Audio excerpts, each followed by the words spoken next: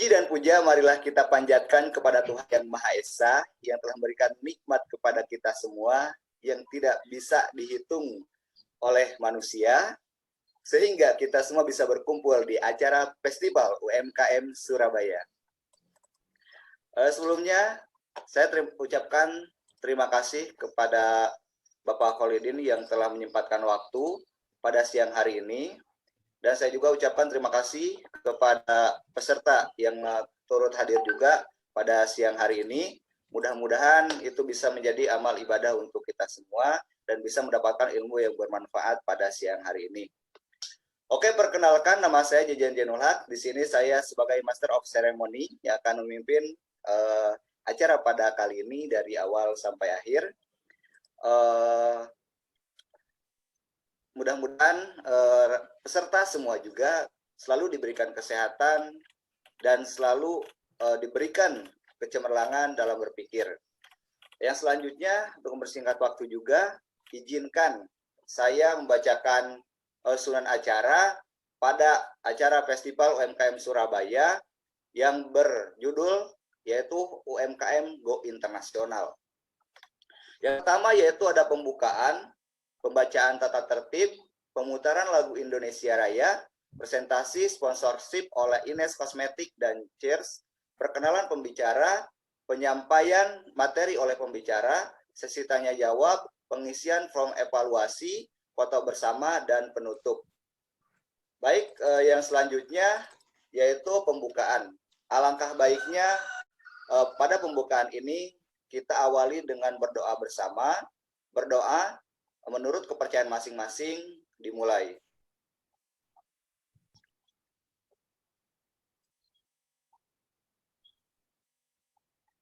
Oke, baik. Yang selanjutnya yaitu pembacaan tata tertib pada acara kali ini. Itu peserta memasuki Zoom sesuai waktu yang telah ditentukan, maka dress code bebas, rapi, dan sopan. Dilanjutkan memakai background yang telah disediakan. Dianjurkan untuk on kamera selama acara berlangsung. Diwajibkan untuk rename nama akun Anda dengan format nama instansi saat tergabung di Zoom Room. Peserta dimohon untuk tidak mengaktifkan fitur mikrofon saat kegiatan berlangsung. Akses masuk room Zoom bagi peserta diberikan 30 menit sebelum acara dimulai. Ketika acara berlangsung, peserta dapat bertanya kepada narasumber dengan memanfaatkan kotak chat box Zoom dan bisa langsung nyalakan mikrofon. Dan di YouTube dengan format nama instansi dan pertanyaan, para peserta diwajibkan untuk mengisi absensi melalui link Google Form yang diberikan oleh panitia di akhir acara. Moderator memiliki hak penuh untuk mengatur jalannya acara pada acara inti nanti. Baik, yang selanjutnya yaitu saya mengucapkan terima kasih juga ini kepada media partner, yaitu ada seminar.app, info event Jatim, seputar.info.id, info umkm.id, webinar _nasional, eventkampus.co, event mahasiswa Surabaya, seminar info.id, info Surabaya, info mahasiswa Indonesia, kemudian sponsor kita ada Ines dan Cheers, dan yang terakhir partnership kita ada IMC regional dan juga kognitif. Dan terima kasih atas bantuannya yang sangat berharga untuk kegiatan kami. Mudah-mudahan semua kebaikannya bisa dibalaskan oleh Tuhan Yang Maha Esa. Baik, yang selanjutnya yaitu menyanyikan lagu Indonesia Raya. Kepada operator dipersilakan.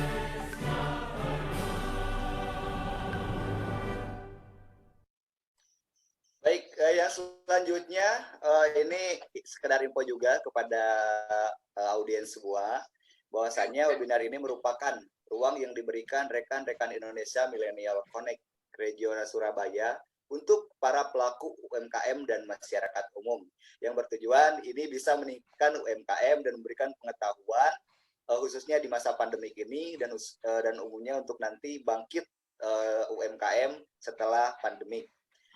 Baik, yang selanjutnya yaitu pemaparan dari sponsorship ini yang membantu mensukseskan acara ini, yaitu ada Ines. Apakah sudah ada dari pihak Ines? Atau dari pihak Cheers? Apakah sudah join di room ini?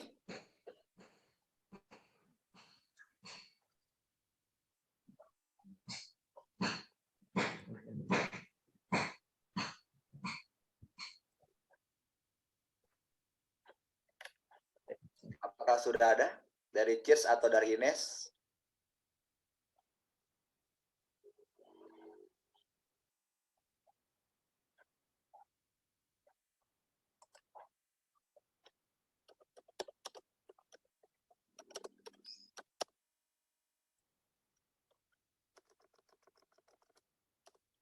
Belum ada ya, belum join ya.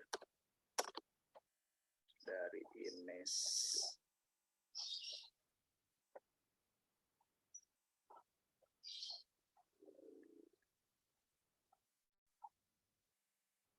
Ntar mohon maaf kawan-kawan.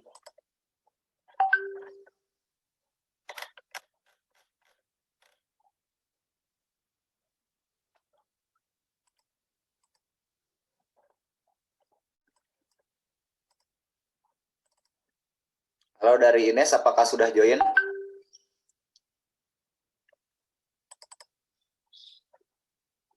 Dari pihak Ines.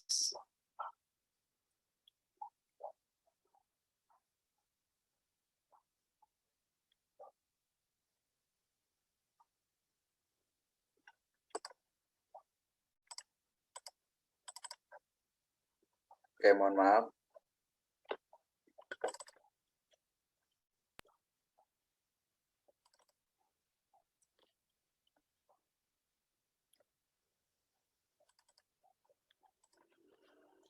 Ini ada dari video, Twitter ya.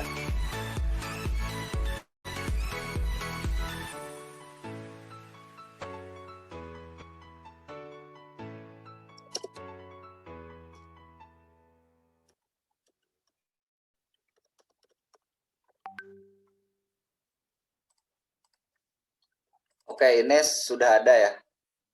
Halo Kak.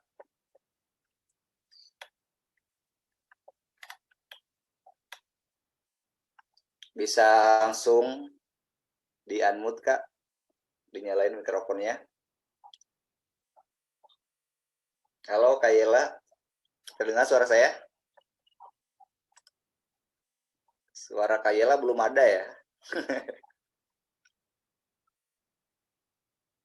Belum terdengar Kak.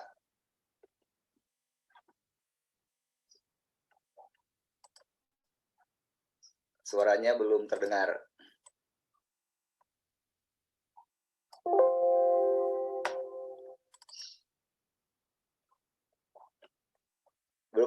Belum ada suaranya.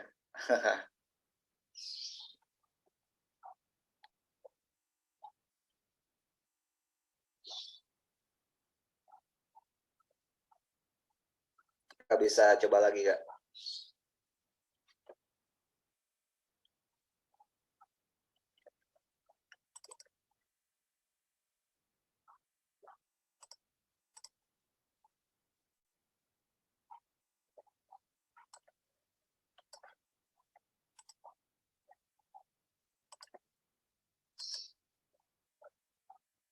Halo Kak Yela, apakah sudah terdengar Kak?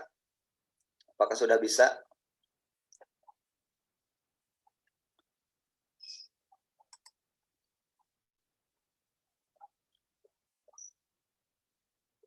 Masih belum ada Kak, masih belum ada suaranya. masih belum terdengar.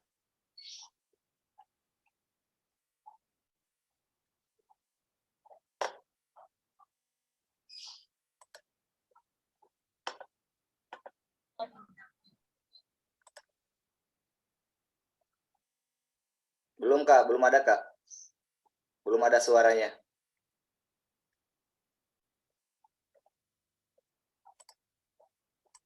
Belum ada suaranya Kak.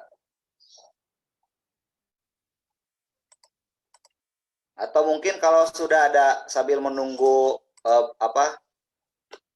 perbaikan dari Kak Yela, dari pihak Ines, mungkin dari Cheers. Dari Cheers apakah sudah ada? Dari pihak Cheers. Iya.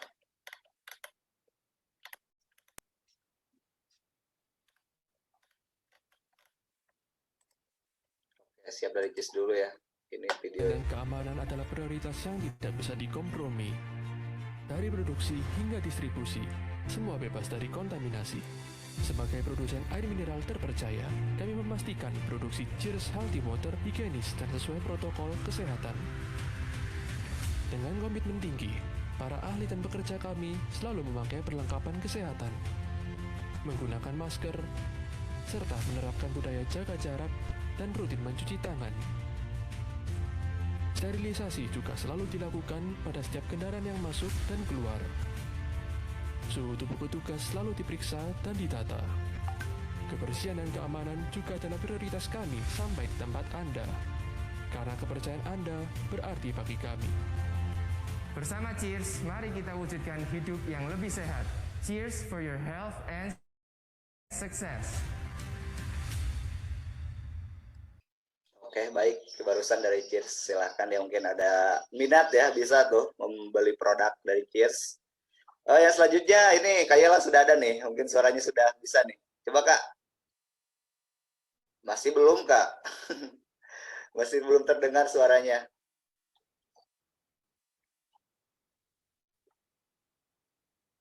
Suaranya belum terdengar. Belum Kak, belum ada Kak.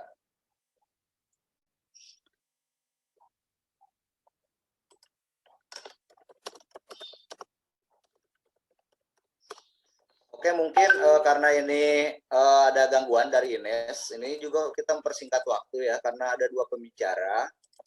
Mungkin langsung saja, yaitu ke acara inti.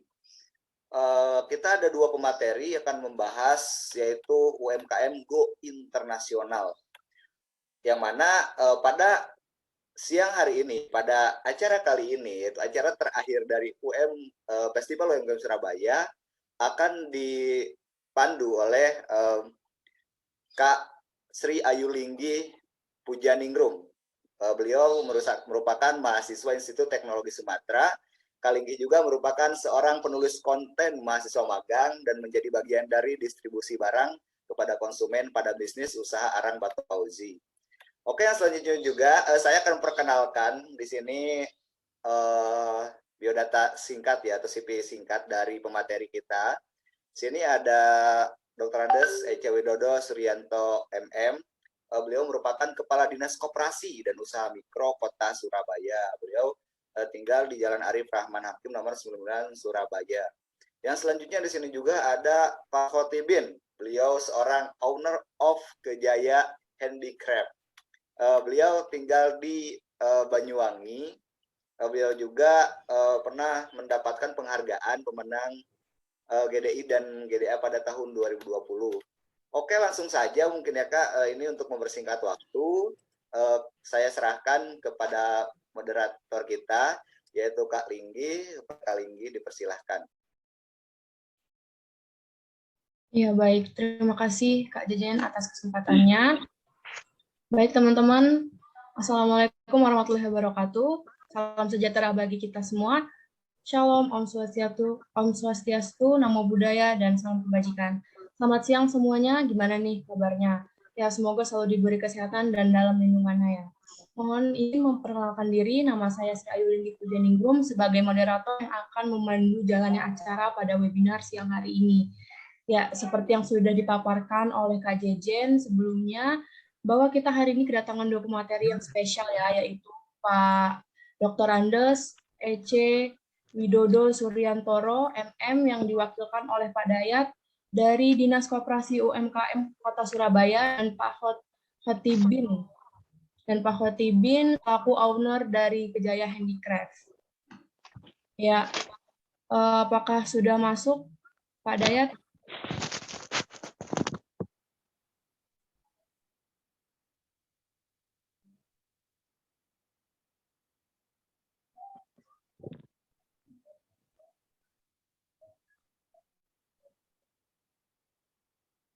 Selamat siang, Mbak. Mohon izin, saya Nur Hidayat dari Dinas Koperasi.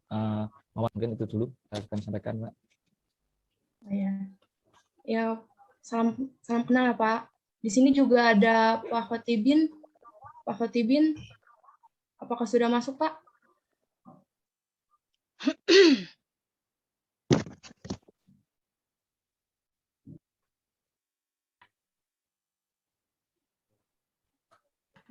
Warahmatullahi wabarakatuh. Waalaikumsalam warahmatullahi wabarakatuh. Saya dari Banyuwangi, Pulau Jawa paling timur. Nama saya Khotibin, sering dikenal dengan sebutan Pak Bin atau Mr. Bin boleh. Seperti itu. Terima kasih ya kepada narasumber siang hari ini telah meluangkan waktunya nih. Oke, langsung saja saya bacakan beberapa susunan acaranya ya. Jadi untuk 20 menit pertama kita bakal sharing session nih sama Pak Dayat selaku perwakilan dari Dinas Koperasi UMKM Surabaya, Kota Surabaya. Terus untuk 20 menit selanjutnya kita akan memaparkan materinya dari Pak Khotibin. Oke, kesempatan pertama saya sampaikan terlebih dahulu untuk Pak Dayat. Ya, selamat siang Pak. Selamat siang, Mbak Linggi. Selamat bergabung ya Pak. Ya, salam kenal Pak. Saya Linggi selaku moderator pada hari ini. Ya, Mbak Linggi. Selamat siang. Ya. Oke Pak, bisa kita mulai ya Pak diskusi untuk hari ininya? Bisa Mbak. Bisa. Nah ya, sebelum masuk ke sesi diskusi nih, aku bakal ngupas sedikit sih gambaran kondisi UMKM di Surabaya ya kan. Bapak perwakilan dari Dinas Koperasi UMKM Surabaya, Kota Surabaya. Di sini aku baca sih kemarin pemerintah Kota Surabaya itu sangat memperhatikan para pelaku usaha baik skala mikro, kecil, dan menengah. Itu juga berbadan hukum, koperasi, serta sektor informal lainnya. Pemerintah Kota Surabaya banyak memberikan stimulus nih Pak pada pelaku usaha UMKM untuk keberhasilan masa depan dan para pelaku UMKM. Nah, Pak, selama ini bentuk stimulus seperti apa sih Pak yang telah digunakan gitu, yang telah dijalankan? Apakah pemberian bantuan modal UMKM atau lebih ke arah bantuan teknis seperti bantuan keterampilan atau pelatihan? Bisa diberi penjelasannya Pak? Dipersilakan. Baik, bismillahirrahmanirrahim. Selamat siang buat teman-teman, buat rekan-rekan juga. Jadi begini Mbak, sesuai di tusi kita di Perwali, jadi Dinas Koperasi ini memang memfasilitasi pelaku usaha. Sebelum ada pandemi ini, kami di pemerintah Kota Surabaya ini ada pelatihan Mbak, yaitu pejuang muda dan pahlawan ekonomi. Nah, tujuan daripada pejuang muda dan pahlawan ekonomi ini untuk memberikan pelatihan soft skill semacam itu untuk MBR, khususnya ibu-ibu rumah tangga yang sifatnya pemula sekali, embrio. Nah, dari pelatihan pejuang muda dan pejuang muda tadi itu akhirnya disortirlah mana mereka yang berminat untuk bergabung, akhirnya diarahkan pada dinas kami, Dinas Koperasi. Disitulah kami melakukan pembinaan. Nah, setelah kita melakukan pembinaan, pengembangan dan juga fasilitasi terkait kemitraan, selanjutnya pemasarannya nanti akan diarahkan ke Dinas Perdagangan. Seperti itu, Mbak. Kalau secara garis besar sinergitasnya seperti itu. Nah, sejauh ini di masa pandemi ini stimulus yang kami berikan memang terkait pemasaran produk bagi para pelaku usaha binaan Dinas Koperasi yang sejauh ini terdata dan tercatat aktif setelah dilakukan monitoring sebanyak 541 mikro dari craft, makanan, minuman, dan lain-lain seperti itu. Nah, setelah itu kami juga membantu terkait penyaluran program dari pemerintah pusat, BPUM, seperti itu.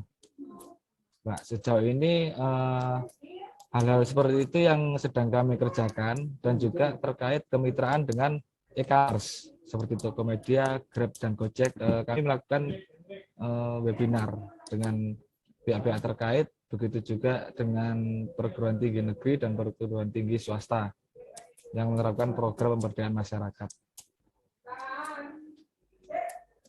Mungkin seperti itu, Mbak, yang sejauh ini kami kerjakan. Oke, baik. Iya, Pak. Mungkin teman-teman yang ingin bertanya gitu, bisa aja langsung di kolom chat nanti di akhir ya kita sesi tanya jawabnya. Nah, ini Pak, jadi kan aku juga sempat baca nih di media online, katanya Surabaya meraih penghargaan terbanyak daftar merek usaha nih, terutama katanya kebanyakan ini dari pelaku UMKM sendiri tentunya. Kok bisa ya Pak, para pelaku UMKM itu punya dorongan untuk mendaftarkan merek usaha yang digelutinya gitu, sehingga Surabaya ini mendapatkan penghargaan tersebut. Gimana tuh Pak tanggapan Bapak? Jadi begini, Mbak, memang setelah masuk binaan dari Dinas Koperasi, kami mengarahkan ketika produk mereka settle, kami mengarahkan untuk mengurus legalitas, Mbak. Kami juga membantu fasilitasi itu. Pelaku binaan kami tentunya akan bersinergi dengan Dinas Perdagangan.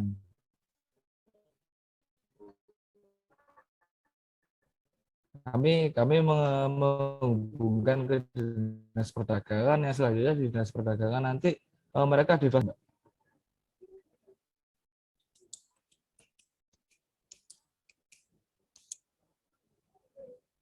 Halo, Mbak Lenggi. Iya. Putus-putus dan jejak internet pas putus-putus. Apa sudah terdengar jelas tadi, Mbak? Nge-freeze sih Pak sekarang. Oh, nge-freeze ya. Apa? Ya, jelas. Hah? Jalan mas.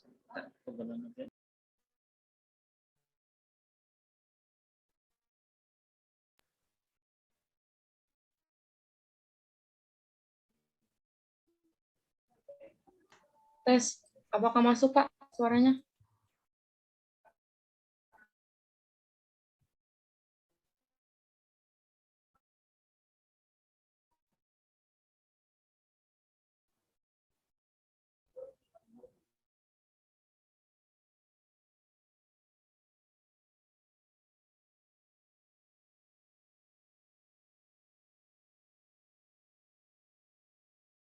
Ya teman-teman, Pak Dayatnya mungkin ada kendala jaringan ya. Tunggu sebentar ya. Bagaimana Pak? Ya, mohon izin sudah bisa terdengar, Mbak. Sudah jelas Terus Pak. tadi sinyalnya. Tadi Ya. putus ya penjelasannya ya? Ya, belum tuntas sih Pak. Tadi Oh, ya, yang jadi begini, terkait merek, memang kami bersinergi, Mbak. Artinya begini, pelaku UKM dari binaan kami yang sudah settle, kami selalu menganjurkan untuk melengkapi legalitas terkait SIUP, PRT, dan sebagainya itu. Nah, setelah itu kami akan istilahnya apa ya, kayak melambungkan mereka ke Dinas Perdagangan, di mana Dinas Perdagangan ini nanti mereka membantu terkait pengurusan izin merek, dagang, dan lain sebagainya, termasuk pemasarannya juga. Seperti itu, Mbak Linggi.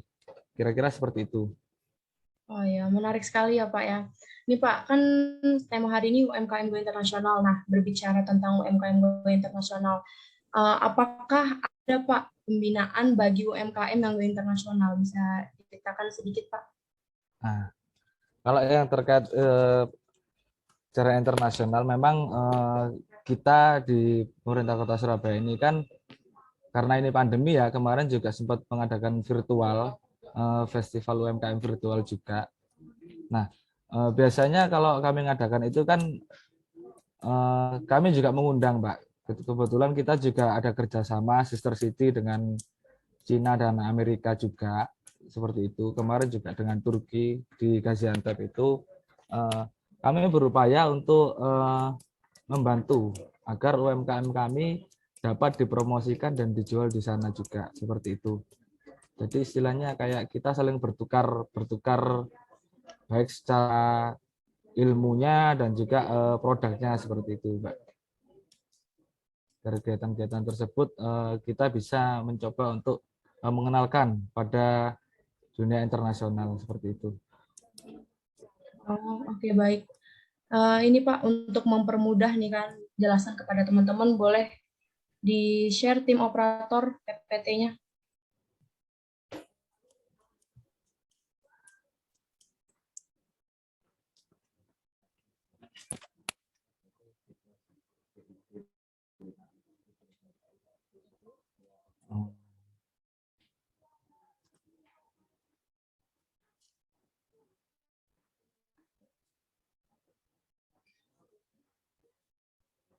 Ya, udah, baik. Dipersilakan Pak untuk memaparkan materinya. Jadi terkait materi ini bisa langsung di next saja. Ya, ini dasar hukum dari TUSI kami di Dinas Koperasi, Undang-Undang Republik Indonesia nomor 20. Kemungkinan besar mungkin nantinya kalau memang Undang-Undang Cipta Kerja berlaku, di situ juga ada peraturan tentang usaha mikro juga. Mungkin nanti akan berubah, tapi sejauh ini kita memakai dasar hukum ini, Undang-Undang nomor 20, dan juga peraturan wali kota terkait TUSI dari Dinas Koperasi, seperti itu. Next. Nah, ini tujuan dan dasaran kami, mendorong teman-teman desa yang usaha mikro dan juga meningkatkan kemampuan usaha mikro dalam mengembangkan sumber daya aktif. Next. Mungkin sekedar catatan saja. Jadi paparan yang saya sampaikan ini mungkin lebih ke TUSI ya, Mbak ya. Lebih ke TUSI ya. Kita nggak spesifik ke teknisnya, pembinaannya, program kerjanya apa saja. Tapi insya Allah mungkin nanti sedikit banyak saya bisa menjelaskan secara teknis terkait program-program yang sudah kami jalankan di Dinas Koperasi. Seperti itu. Next. Ini kami juga memiliki sentra PKL, sentra usaha, sentra PKL. Sentra PKL ini jadi kami memfasilitasi para pelaku pedagang kaki lima untuk berada di satu tempat yang disebut sentra PKL agar mereka dapat berjualan di sana. Jadi ini legal sifatnya agar tidak kena istilahnya kena obraan Satpol PP yang liar-liar seperti itu. Jadi kami fasilitasi itu. Lalu kami juga mengelola pasar tradisional. Ada 10 pasar tradisional yang kami kelola. Mungkin next. Nah, ini beberapa pelaku usaha yang sudah settle seperti Dia Cookies, Nil Puding, dan ini juga ada SWK Convention Hall di Jalan Arif Rahman, Surabaya. Kami juga sempat bermitra dengan Pakuwon terkait pengembangan sentra wisata kuliner ini. Mungkin next. Nah, ini beberapa kegiatan yang kami lakukan. Ada bazar pelaku usaha mikro. Lalu ini ada peresmian pasar di Nambangan. Ini salah satu sentra yang baru kami relokasi di Wiyung, dan juga ada fasilitasi permodalan bagi pelaku usaha. Di sini yang sedikit menarik mungkin di permodalan ya, Mbak, untuk teman-teman juga. Jadi kami pada saat ini terkait permodalan ini kami bekerja sama dengan BUMN dan juga perbankan. Tapi di sini kami tekankan di BUMN ini kami menjalin kerjasama terkait PKBL, Program Kemitraan Bina Lingkungan, yang di situ bunganya jauh lebih murah daripada KUR. Mungkin hanya saat ini di saat pandemi KUR ini murah sekali menurut saya. Tapi dari beberapa kegiatan sebelumnya belum pandemi, kami fasilitasi mendatangkan para mitra-mitra kami dari BUMN seperti Pertamina, Telkom, PT SIR, dan lain-lain seperti itu. Mungkin bisa di next. Nah, ini alamat kantor kami, email dan website kami. Mungkin secara garis besar itu ya Mbak Linggi. Saya hanya bisa memaparkan terkait program kerja yang ada di dinas kami. Untuk secara teknisnya mungkin nanti bisa dilanjut dengan sesi tanya jawab. Ya, Bos.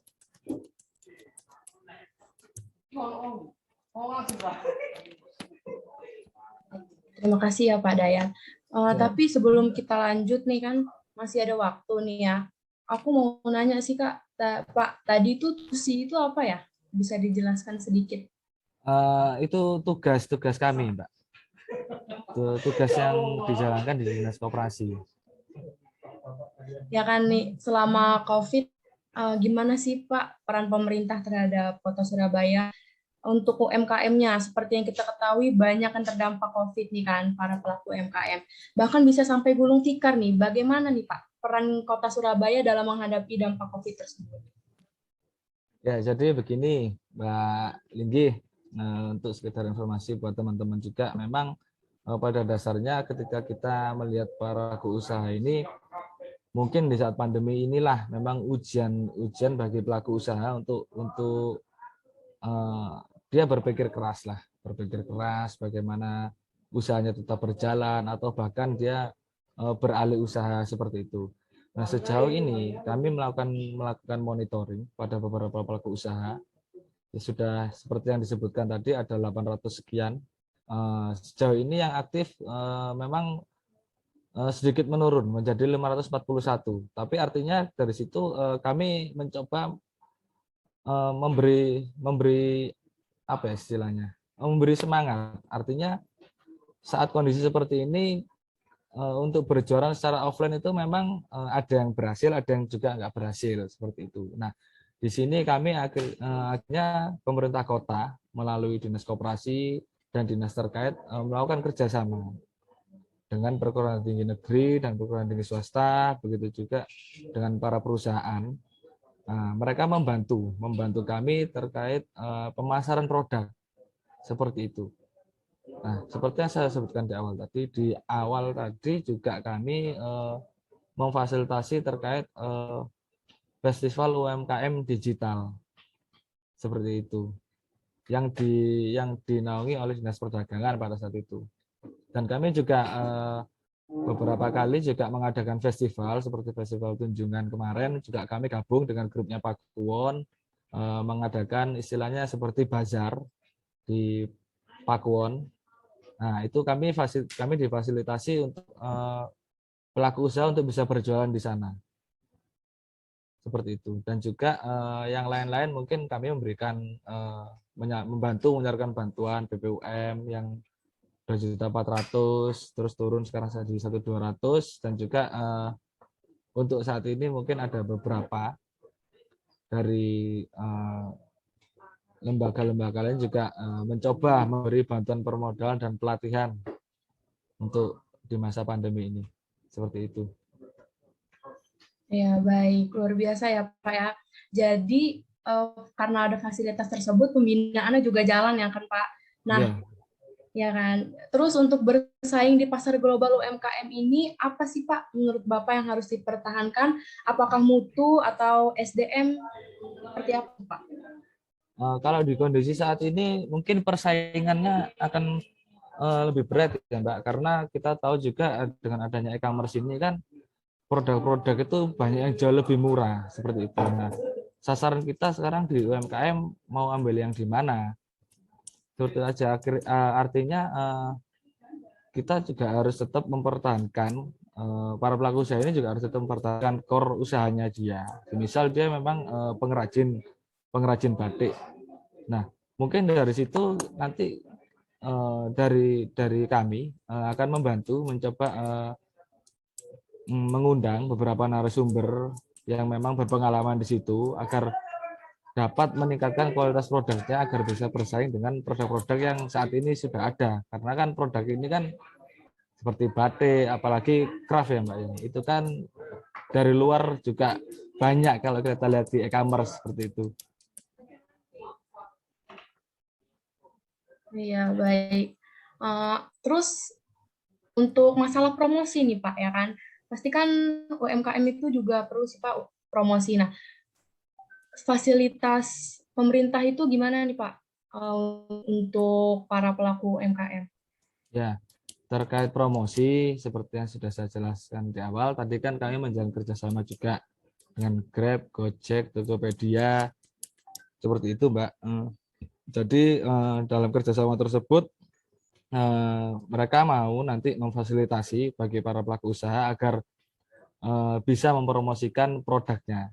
Dan juga kami dari pemerintah Kota Surabaya sendiri punya Mbak aplikasi untuk pemasaran produk secara digital melalui e-peken yang saat ini sedang dikembangkan dan mungkin sudah mulai berjalan tapi hanya untuk kalangan ASN dulu sebagai tahapan uji coba seperti itu.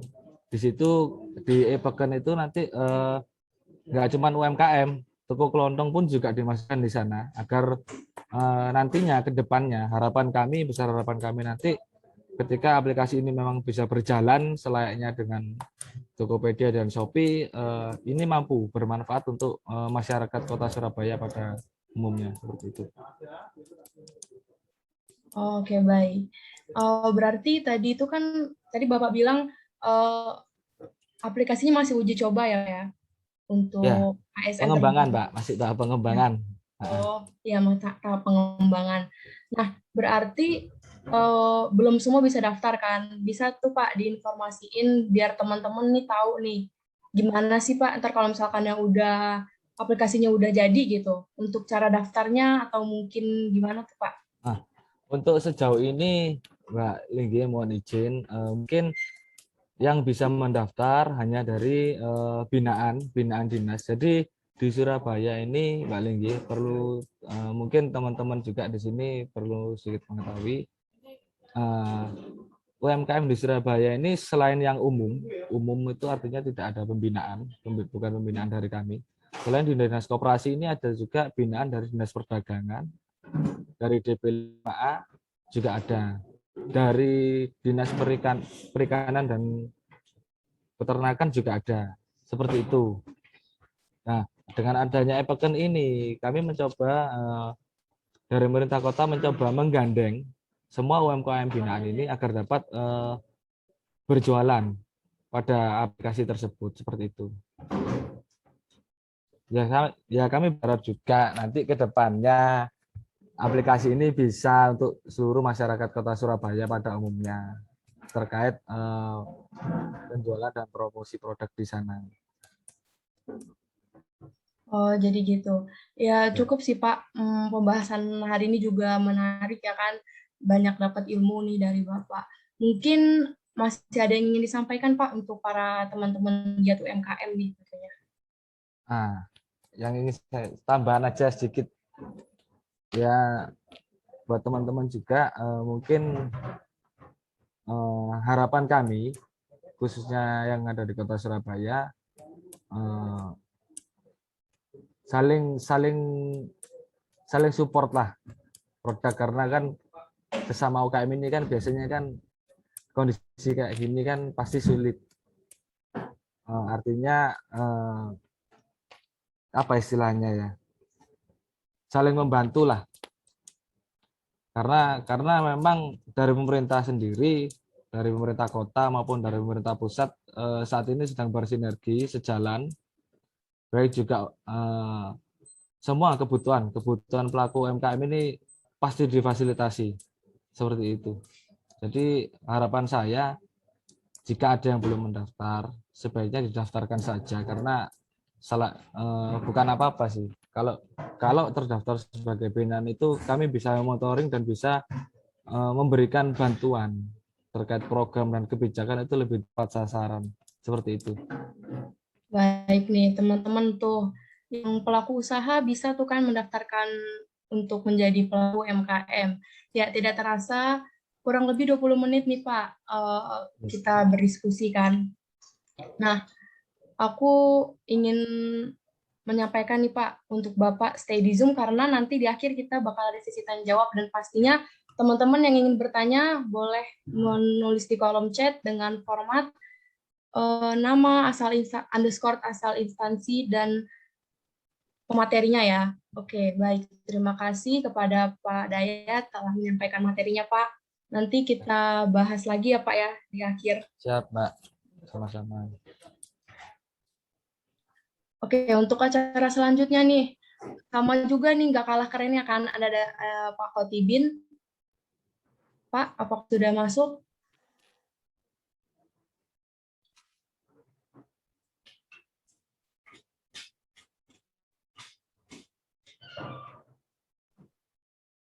Pak Khotibin, ya. Ya, Assalamualaikum warahmatullahi wabarakatuh.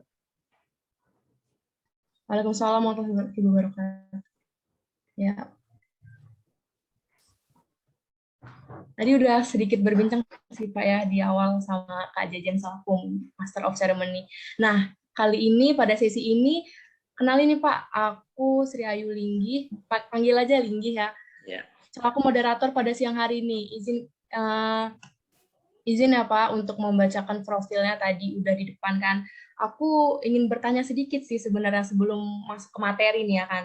Jadi tahun 2020 Bapak itu dapat penghargaan pemenang GDI dan GDA ya. Bisa dijelaskan sedikit Pak, apa sih GDA dan GDI itu?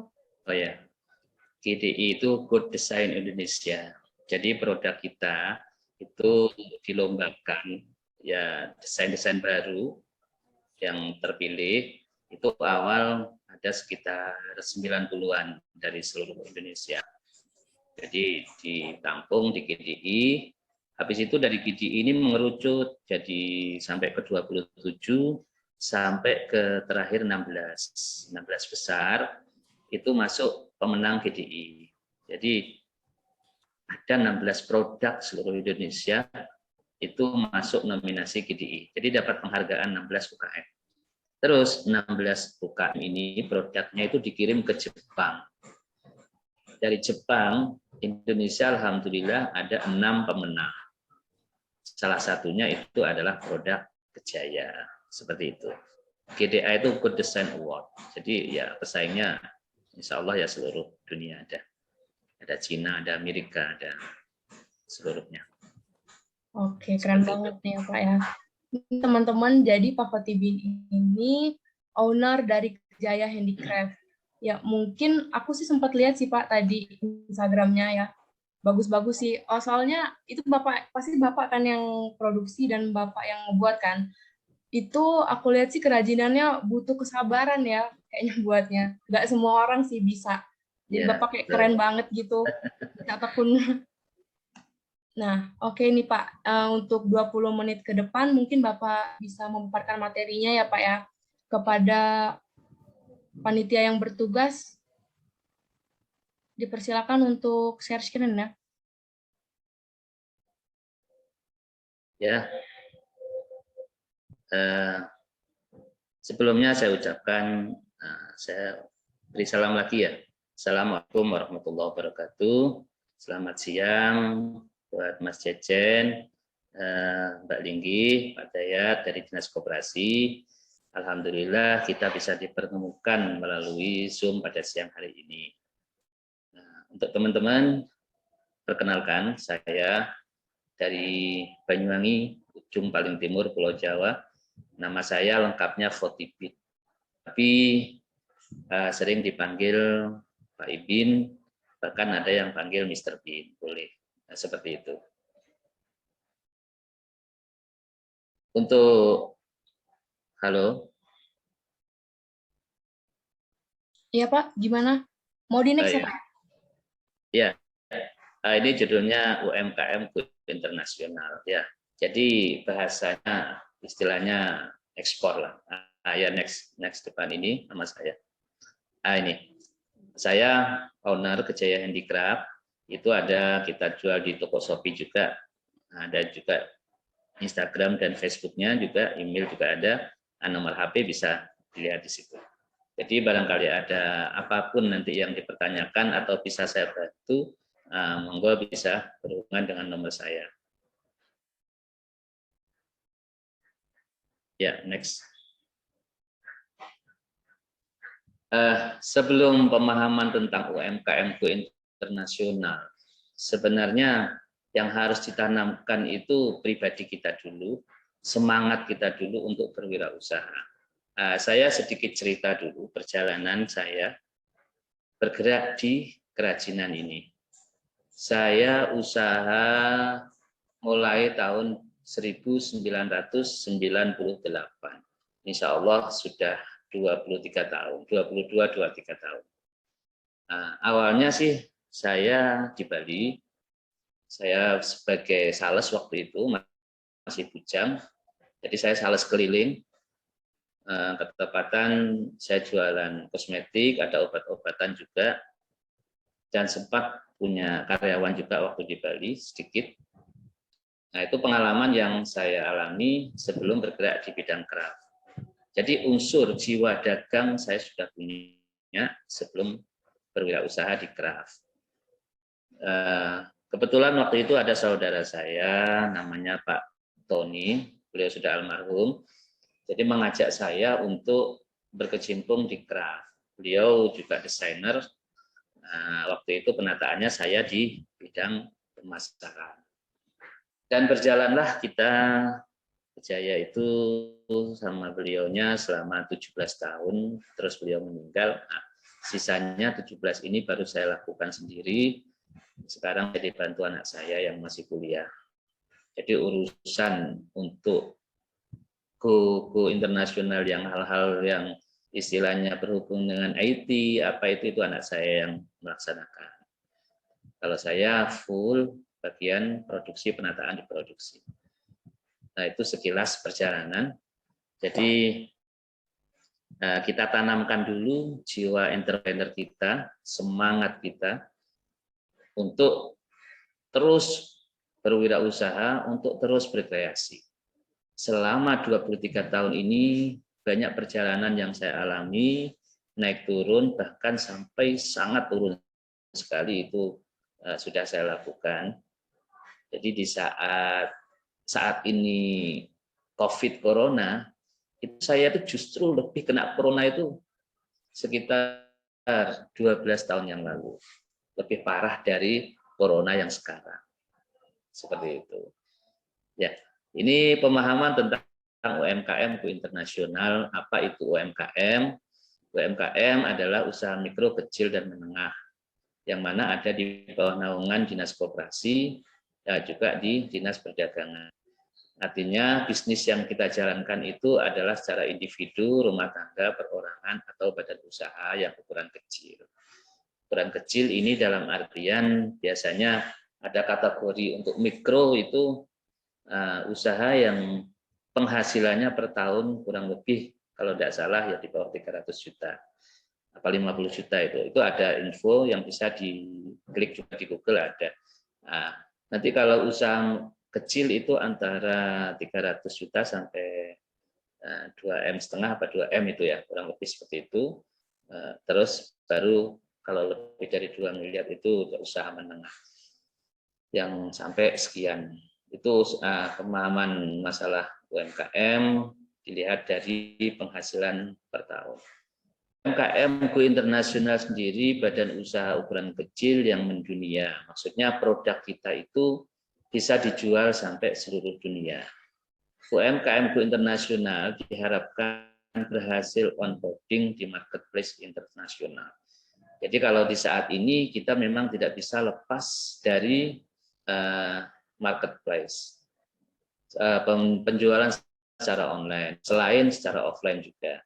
Sampai saat ini Indonesia berhasil mengekspor juga berbagai produk, ada dari sektor pertanian, dari sektor makanan, furniture, home decor, ada pakaian, hingga produk-produk lain. Namun terlepas dari itu, masih banyak yang dapat dikembangkan sehingga menjadi andalan ekspor nasional di masa yang akan datang. Ini penjelasannya seperti ini. Jadi produk yang kita jual itu kalau sudah dijual di luar negeri itu sudah namanya go internasional. Baik Asia, Eropa, Amerika. Ketepatan produk saya ini diminati untuk orang-orang Eropa dan Amerika. Kalau Asia kurang begitu, mengapa? Karena di Asia itu sendiri justru menjadi kompetitor kita, menjadi pesaing kita. Yang mana orang-orang Eropa, orang-orang Amerika, itu kalau cari produk itu carinya di Asia. Bisa di Indonesia, bisa di Filipina, bisa di Thailand, Vietnam, dan lain sebagainya. Itu justru menjadi kompetitor kita, pesaing. Yang mana sekarang itu lebih sulit untuk berkompetitor dengan mereka daripada sebelum 10 tahun yang lalu.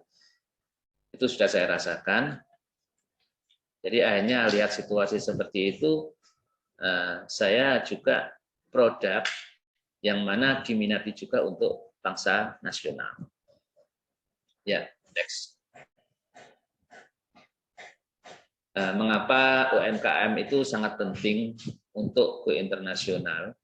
Karena kalau kita sudah menemukan pasar yang tepat, buyer yang tepat, biasanya kalau di luar negeri itu ordernya cenderung lebih besar. Otomatis, kalau order itu besar, permintaan banyak, itu secara tidak langsung kita mempekerjakan orang semakin banyak. Dan otomatis juga akan memberikan pendapatan mata pencaharian di daerah kita, sekitar kita. Jadi kita paling tidak bisa membantu pemerintah untuk mengurangi pengangguran masyarakat. Ya alhamdulillah saya di Kejaya ini sudah 23 tahun memperkerjakan orang-orang sekitar saya. Yang mana dulu mereka itu saya tawarin banyak yang tidak mau, banyak yang tidak minat sama sekali. Jadi saya kerjakan sendiri dengan keluarga, ada beberapa. Tapi setelah ada hasil sedikit demi sedikit, jadi mereka mulai ada minat, mulai ikut, dan mulai ikut bekerja di Kejaya Handicraft. Yang kita kerjakan, yang kita arahkan, memang sistemnya sistem jaringan. Sampai saat ini itu sistem jaringan. Ternyata sistem jaringan ini pun di saat situasi yang sekarang itu justru lebih bagus daripada kita bekerja sendiri. Seperti itu. Ya, next. Cara menyusun strategi dalam mengembangkan UMKM untuk menghadapi pasar global. Jadi kita harus membentuk strategi mengenai kemana akan bergerak. Jadi kita lihat produk kita ini diminati daerah mana. Terus yang kita kerjakan ini produknya apa, manfaatnya apa. Ini nanti kita akan mudah. Jadi tidak asal sembarang produk, sembarang asal barang seni yang kita kerjakan, pasarnya tidak jelas mau dijual kemana. Nah ini, menetapkan tujuan, mengubah pandangan strategi yang harus dicapai. Jadi mengkonfirmasi pernyataan, visi, dan misi menjadi target kinerja yang spesifik. Jadi arah tujuan negara mana, itu penting banget, harus kita lakukan. Supaya kita memproduksi produk, itu terarah. Alhamdulillah, kalau saya paham, apa yang diminatin untuk beberapa daerah, beberapa negara, itu insya Allah kita paham. Jadi andaikan bikin sampel yang diminta mereka itu paling tidak ya 80-90% masuklah seperti itu. Terus merumuskan pilihan strategi untuk mencapai hasil yang berikutnya mengeksekusi strategi yang dipilih secara efisien dan efektif dan mengevaluasi efektivitas strategi dan dampaknya terhadap kinerja bisnis. Jadi yang seperti saya sampaikan tadi bahwa kita harus tahu produk itu dijual kemana. Yang kedua, kita akan paham kita produk apa. Jadi jangan monoton hanya kita puas dengan satu produk. Hanya puas dengan satu bahan. Mengapa akhirnya Kejaya itu banyak bahan yang dikerjakan dari sembarang, semua bahan alam, mulai dari pelepah pisang, terus ada tapas kelapa, ada rotan, ada agel, ada mendong. Kalau kelapa itu semua bisa dipakai, ada tapasnya, ada batok kelapanya, ada lidinya, ada manggarnya, kelopaknya, itu semua bisa kita pakai untuk menjadi sebuah produk yang menarik. Ada kayunya juga, kayu kelapa. Nah, di Kejaya itu kita semua kerjakan. Mulai sistem pekerjaan manual ditangani ibu-ibu sampai dikerjakan dengan permesinan. Nah, next. Strategi yang efektif dalam mengembangkan UMKM untuk menghadapi pasar global. Nah, itu tadi, satu, kita lihat produk dulu. Sebelum memulai sebuah usaha, sebuah bisnis, menentukan produk menjadi hal pertama yang harus dilakukan. Langkah ini harus diperhatikan dengan seksama. Caranya adalah dengan melihat produk apa yang sedang banyak dicari pelanggan. Sebaiknya lakukan riset atau penelitian pasar untuk mencari apa yang sebenarnya konsumen butuhkan. Nah, dengan survei kecil-kecilan seperti itu, Anda akan mengetahui gambaran produk yang akan dijual lebih mendetail. Tidak hanya itu, buat juga produk inovatif yang belum beredar di pasaran, sehingga pesaing itu lebih sedikit. Inovasi yang kreatif dan menarik akan membantu bisnis Anda lebih berkembang dan menghasilkan keuntungan yang berlipat. Yaitu masalah produk, strateginya. Terus yang kedua masalah price, harga. Otomatis setelah menentukan produk, langkah selanjutnya itu adalah menentukan harga jual. Pastikan harga yang dipatok itu sudah menutupi modal serta operasional penjualan yang dijalankan. Dengan memperhatikan hal tersebut akan lebih mencegah pelaku usaha kita itu terkena kerugian. Jika bingung menentukan harga, kita bisa melakukan perbandingan dengan harga yang diberikan kompetitor. Kadang buyer itu memberikan harga. Misalkan begini, produk ini Bapak bisa apa enggak? Ini bandrol harganya sekian, mampu apa enggak? Otomatis kalau kita mampu untuk kita juga menjaga kompetitor itu ya, persaingan dengan yang lain, itu harus kita jaga kualitas, mutunya. Paling tidak harga sama, kualitas itu lebih bagus, otomatis buyer akan memilih ke kita. Nah itu. Ya, next. Nah, yang ketiga, place. Strategi UMKM berikutnya adalah menentukan tempat usaha yang akan dijalankan. Pilihlah lokasi strategis sesuai produk yang Anda jual. Dengan mempertimbangkan hal ini, produk Anda akan lebih mudah dikenal publik dan kemudahan transaksi penjualan. Jika tidak memungkinkan mendapatkan tempat jualan yang strategis, setidaknya pilih lokasi yang tidak terlalu jauh dengan target pasar. Misalnya, jika target pasar Anda adalah pelajar, carilah lokasi usaha yang dekat dengan sekolah atau kampus.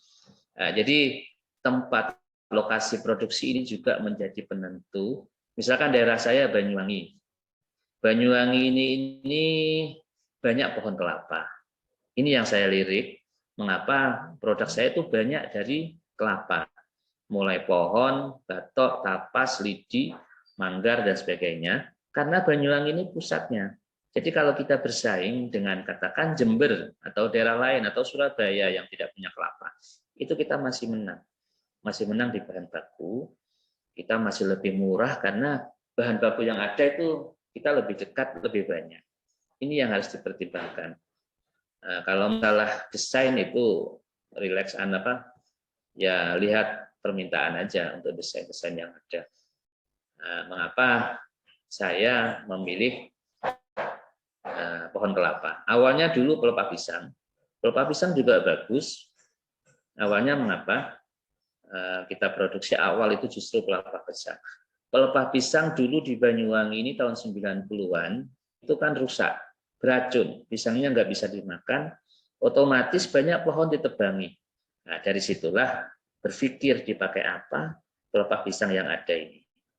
Akhirnya timbullah ingin menjadikan suatu produk berawal dari yang ringan-ringan, yang mudah-mudah kayak placemat, tempat tatakan makan, tempat gelas, akhirnya merambah juga menjadi nampan, menjadi tas, dan sebagainya. Itu berjalan dengan sendirinya, ikut suasana pasar, ikut mood juga dari kita juga, buyer juga ada permintaan. Nah, dari situ kita berkembang ke bahan-bahan yang lain.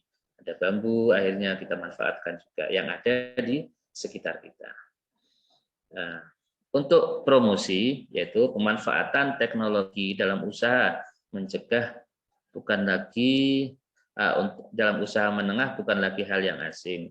Pelaku usaha kecil pun banyak yang menggunakan platform media sosial dan website untuk memperkenalkan produk mereka.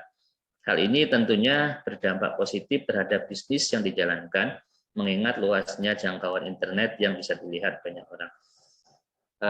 Kalau untuk sekarang mungkin online, marketplace, bisnis seperti itu memang sangat bermanfaat sekali.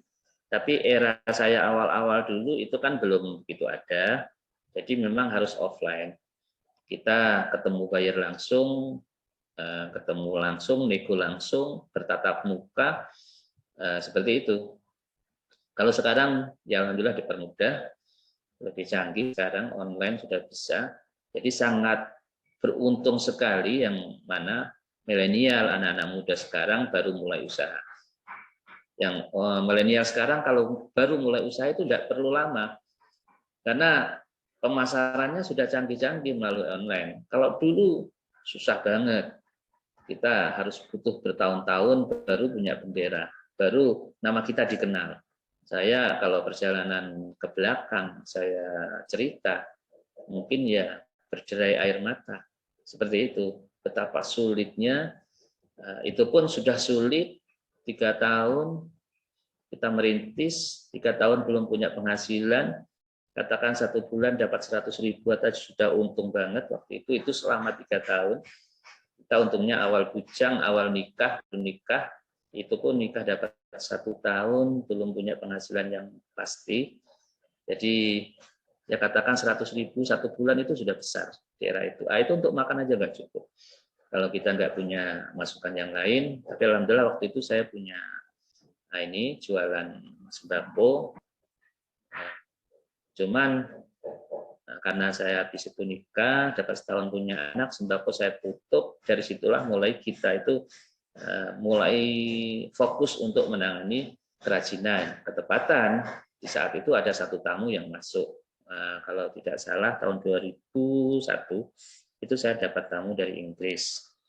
Tahun 2002 alhamdulillah ada masuk tamu Italia. 2003 itu ada orang Korea, pasarnya di Amerika, dan yang sampai sekarang di jalan itu yang Amerika ini masih jalan. Itu juga waktu itu ada saya nangani tamu dari Malaysia. Malaysia ini satu bulan sekali datang, suami istri sudah sepuh juga. Itu kita selama 4 tahun.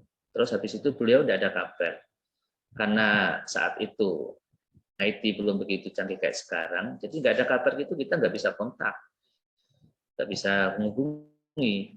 Sakit atau meninggal kita juga tidak tahu, sampai sekarang juga tidak ada kabar. Seperti itu dengan Malaysia. Malaysia ini biasanya ini souvenir manten. Jadi kalau di sana itu ada orang hajatan, orang katakan selamatan atau apa, itu kalau pulang dibawain souvenir tempat telur. Jadi kita bikin tempat telur dari bahan-bahan alam. Nanti diisi telur dari sana, itu untuk souvenirnya mereka. Jadi sekali pesan gitu biasanya 1 item, 1 model itu bisa 500, nanti berapa model. Tergantung kreasi kita, lebih banyak model, itu akan lebih banyak order. Otomatis juga persaingan harga. Seperti itu. Kalau saya ambil lagi cerita ke belakang, kita pun usaha setelah 10 tahun, waktu itu juga kerjasama dengan tamu Itali selama 8 tahun. Nah, tapi akhirnya kita kena ketipu juga dengan tamu itu. ada beberapa juga yang kesalahan juga kita kerja, akhirnya kita bangkrut. 10 tahun sudah berjalan usaha, kita mengalami bangkrut, pailit sampai di bawah titik nol. Jadi andaikan waktu itu saya punya satu rumah, saya jual rumah untuk nutup hutang itu masih belum bisa. Nah itu salah satu cerita yang ini ya. Jadi orang usaha itu kalau saya pikir harus tangguh, harus penuh semangat. Makanya ini banyak kaum milenial yang mana pola pikirnya sudah lebih modern, otaknya juga lebih cerdas-cerdas. Ini harus lebih semangat lagi, lebih mudah untuk menembus pasar nasional, internasional karena sekarang teknologinya juga lebih canggih. Kalau di era saya awal-awal itu aja mau kirim produk, mau kirim barang ke Bali saja itu sulit. Saya pernah waktu itu kirim ke Bali itu pakai sepeda motor, itu pun boncengan. Jadi sepeda itu dikasih kayu belakang, di kayunya ini ditumpuk barang, kita boncengan. Nah, seperti itu, mungkin sampai bisa membayangkan betapa sulitnya. Itu pagi harus nyampe, barang itu baru selesai sore, malam kita berangkat, itu pun malam, berangkat sepedaan, di tengah jalan pun hujan. Nah, jadi sudah cukup ceritanya. Seperti itu. Andaikan orang terpuruk, ya sangat terpuruk sekali. Jadi kalau ingat itu yang ngenes banget. Tapi ya kita nggak patah semangat. Terus alhamdulillah kita semangat terus karena ya waktu itu masih muda, semangat terus dan alhamdulillah di saat terpuruk kita kerja usaha 10 tahun, kita dapat tawaran dari waktu itu ada kunjungan tamu dari Solo, sebuah perusahaan besar yang mana perusahaan itu masuk di IKIA. IKIA itu asosiasi dunia, produknya juga yang diorder itu luar biasa. Nah, dari situ banyak order dan juga di pertengahan jalan perusahaan ini juga minta dikirim bahan baku karena suppliernya banyak, ada dari Semarang, ada dari Tasikmalaya, ada dari Kebumen, yang mana mereka kebingungan bahan. Hanya kita selain produk barang jadi, kita membantu juga ngirim bahan baku. Jadi waktu tahun segitu itu utang kita ya banyak lah, ratusan juta juga saat itu banyak banget. Alhamdulillah 1 tahun kita kerjakan utang lunas. Nah, di situ kita ya katakan nyimpen sedikit demi sedikit hasil usaha yang ada ya alhamdulillah. Sekarang ya adalah hasilnya lumayan, kita syukuri, sangat bersyukur kepada Allah Subhanahu wa taala atas anugerah yang telah diberikan kepada kami sekeluarga. Ya, kalau sekarang andaikan ibaratnya harus kita ikut sunnah Rasul, harus punya istri 4, ya mungkin 4-4-nya sudah ada tempat tinggal, seperti itu. Kita ngelawak dulu sebentar, biar nggak tegang. Nah, seperti itu. Nah, ini yang keempat, promosi. Pemanfaatan teknologi dalam usaha mencegah, dalam usaha menengah tadi sudah ya. Jadi people yang kelima, strategi UMKM terakhir, dan tidak kalah pentingnya adalah sumber daya manusia pada suatu bisnis yang dijalankan. Hal ini tidak boleh disepelekan, karena akan berhubungan dengan operasional usaha. Oleh karena itu, pastikan Anda merekrut pegawai yang memiliki kemampuan sesuai yang dibutuhkan. Nah, ini sangat tepat sekali. Saya mengapa waktu itu bangkrut, pailit, ini salah satunya juga saya merekrut SDM-nya ini kurang bagus. Padahal kalau saya lihat memang cerdas, pinter banget. Jadi saya merekrut, tapi saya istilahnya itu digerogoti dari dalam. Jadi kita digerogoti dari dalam, dari tamunya pun kita juga ada banyak kesalahan, banyak ditipu juga, akhirnya cukup sudah. Kita kena dari luar dalam, ya udah bangkrut tahun 2008, 2009 itu kita pas saat-saatnya jatuh di bawah titik nol. Tapi alhamdulillah 11-12 tahun terakhir ini pemulihan karena kita sudah tahu strategi dan ilmu yang ada produksi itu gimana, pasar seperti apa, ya untuk memulihkannya itu tidak butuh waktu terlalu lama.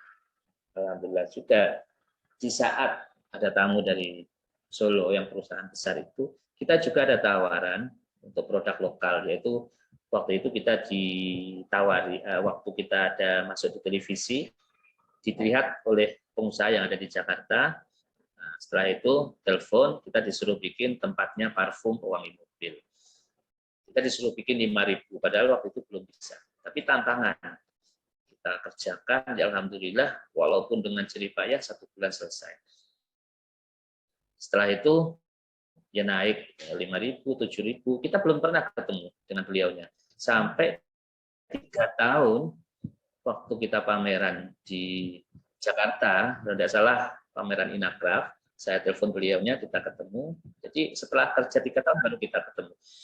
Nah, itu kalau tidak salah saat itu sudah ada order sekitar 20.000 permintaan dalam 1 bulan. Nah, permintaan dari beliau ini aja sebelum ada corona kemarin, alhamdulillah juga sudah mencapai 150 minimal, 150.000 minimal dalam 1 bulan. Terus ini apa, kena dampak corona memang menurun, ya menurun drastis awal, perlahan sedikit-sedikit ya naik-naik. Sekarang masih dalam sekitar 80-100.000 dalam 1 bulan, alhamdulillah. Jadi tadi saya sampaikan SDM untuk yang kita rekrut itu perlu diseleksi juga. Ini sangat penting sekali. Ya, saya mengalami naik turun, pernah jatuh di bawah, ini sudah andaikan jatuh dari tangga, kepenyet, kesetrum juga sudah seperti itu. Jadi di saat situasi corona, ini bagi saya pribadi, mungkin bagi yang lain sangat ini ya, sangat berdampak. Bagi saya lebih berdampak di saat 12 tahun yang lalu. Itu umpama cerita itu sudah ya di bawah titik nol, modal tidak ada, semua habis, masih punya utang. Kalau sekarang di saat COVID, walaupun menurun, tapi kan invest yang ada sekarang kan alhamdulillah sudah ada, andaikan jual 1 titik gitu masih bisa untuk dipakai modal. Dan di saat COVID ini juga ada beberapa teman rekan juga yang mana ada yang baru kenal, ada yang sudah kenal agak lama. Ya begitu banyak yang sambat, begitu banyak yang mengeluh. Salah satu juga saya saat ini buka galeri lukisan. Mengapa saya buka galeri lukisan? Ceritanya ada teman juga yang biasa melukis di Bali, kena dampak COVID, kebingungan, akhirnya saya tampung untuk buka di galeri saya. Saya ketepatan ada galeri, toko oleh-oleh, saya suruh buka galeri lukisan di situ. Jadi setiap hari melukis terus, laku tidak laku harus tetap melukis. Kita ya sambil menyimpan banyak lukisan. Yang penting kalau saya bilang, yang penting ada cat, ada urusan perut untuk dimakan. Kalau untuk ngomong hasil kita ini dulu, nah, jangan melambung dulu. Yang penting urusan makan ada, urusan ngecat ada. Itu yang pertama. Dan di saat pandemi ini juga karena kerjaan juga menurun, lebih banyak kita untuk berpikir dikuras. Saya insya Allah sekarang juga dalam penataan produksi batik. Mengapa saya mengarah ke produksi batik? Saya selama ini juga jual batik, punya teman-teman. Ketepatan juga kemarin ada teman dari Pekalongan juga sambat juga mengeluh. Beliau dulu pernah di Banyuwangi, juga sudah sukses waktu kemarin di Boyolali. Telepon saya butuh, hanya saya suruh ke sini, saya tampung. Jadi saya insya Allah mungkin 2 bulan lagi lah mudah-mudahan selesai, bisa ini ada pabrik batik di tempat saya. Seperti itu yang bisa saya sampaikan. Kurang lebihnya, coba next, sudah habis. Nah, ini cara meningkatkan ketertarikan UMKM dengan usaha atau industri besar. Go modern, maksud go modern yaitu dengan memperhatikan aspek kualitas dan kuantitas produk sesuai permintaan. Tidak lupa untuk memanfaatkan digital marketing dalam melakukan kegiatan pemasarannya agar lebih modern. Nah, itu tadi sudah saya sampaikan bahwa kalau saat ini itu lebih mudah sebenarnya untuk jaringan pasar, baik nasional maupun internasional, karena IT sekarang sudah lebih canggih. Insya Allah kalau anak-anak muda ini punya semangat untuk produksi, itu tidak sulit untuk memasarkan. Apalagi kalau mengikuti juga dengan program-program pemerintah, nah, nanti ada program-program pameran, seperti itu, ikuti aja. Jadi jangan sampai dibuang sia-sia, karena program pemerintah juga sangat bagus sekali. Saya juga sering ikut untuk pameran-pameran, yang kayak sekarang mungkin pameran yang bagus itu kalau skopnya besar kayak Inacraft, TI, Trade Expo Indonesia, itu kan juga negara itu sendiri mengundang buyer-buyer dari seluruh dunia. Nah, itu apa yang harus kita persiapkan. Jadi kita harus mempersiapkan produksinya itu kualitas bagus, kalau bisa bersaing harga. Itu pasti akan ada buyer yang akan tertarik. Kita lihat dulu, misalkan kita pangsa pasarnya kita kepingin di Amerika atau Eropa, mereka sukanya apa? Mereka sukanya itu bahan alam, yang mana kembali ke alam. Jadi semua produk, baik untuk kebutuhan sehari-hari, seperti misalkan kita ke restoran butuh nampan. Nah, nampan itu kita bikin dari bahan alam. Ada kayu, mungkin dilapisi dengan bahan-bahan alam yang lain atau yang lainnya. Itu salah satu contoh. Nah, yang kedua, memperhatikan packaging produk. Sebuah kemasan produk yang unik dan menarik menjadi nilai tambah tersendiri di mata para pelanggan dan dapat mendorong penjualan serta bisa menjadi salah satu cara untuk menarik perhatian pelanggan. Jadi produk kita itu kalau bisa di packaging dengan bagus, karena orang akan melihat sekilas itu dari packaging. Kalau kerajinan sih tidak packaging, itu yang packaging mungkin makanan atau yang lain. Kalau kerajinan kan memang barang yang langsung digunakan. Nah, ini finishingnya yang harus kita baguskan. Jangan sampai sudah produk awal bagus, nanti finishing nggak bagus. Nah, ini kesannya nanti kurang bagus. Tapi biasanya buyer, tamu juga kadang mintanya itu sederhana sekali. Makanya kita harus melihat dengan siapa kita berhadapan, dengan buyer mana, permintaannya seperti apa. Nah, itu juga nanti akan ditentukan dengan penentuan harga. Selain kualitas, harga juga menjadi pertimbangan lain saat konsumen memutuskan untuk membeli sebuah produk. Buatlah harga produk ideal sesuai dengan target market yang dibidik. Jangan terlalu mahal ataupun murah.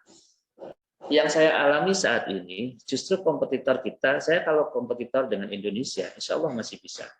Karena paling tidak, ongkos kerja sehari, biaya bahan, biaya katakan kita toko lem, apa yang di toko itu kurang lebih seluruh Indonesia mirip.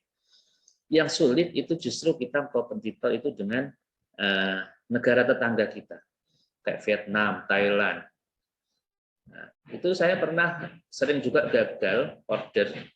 Jadi buyer saya itu sudah memang sengaja datang ke Indonesia, ketemu saya, dan mau order besar juga. Itu saya pernah gagal beberapa kali. Mengapa?